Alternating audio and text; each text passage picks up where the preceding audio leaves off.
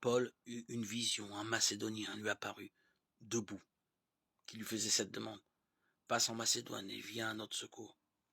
À la suite de cette vision de Paul, nous avons aussitôt cherché à partir pour la Macédoine, car nous en avons déduit que Dieu nous appelait à y porter la bonne nouvelle. Lecture du livre des Actes des Apôtres 16, 1, 10. C'est un moment décisif dans la mission que celui du passage en Europe, en réponse à l'appel de ce Macédonien apparu en songe à saint Paul.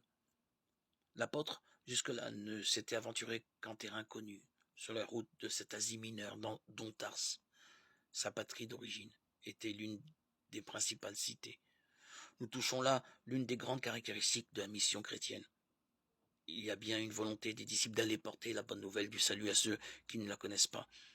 Mais pour ce faire, ils acceptent d'être précédés et guidés par le Seigneur lui-même, qui leur prépare le terrain. Le récit de ce voyage missionnaire permet à saint Luc de souligner quelques autres aspects majeurs de toute mission chrétienne. Tout d'abord, celle-ci n'est jamais le fait d'un seul, mais de plusieurs. Luc 10, 1. Tout témoignage s'appuie sur l'accord de 2 ou 3 témoins, précise la tradition juive.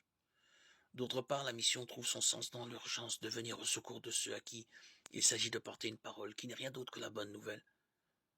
Le but n'est pas une volonté de conquête, mais la certitude de l'attente des cœurs qui demandent même obscurément à être sauvés et rejoints par ceux qui en reçoivent la mission.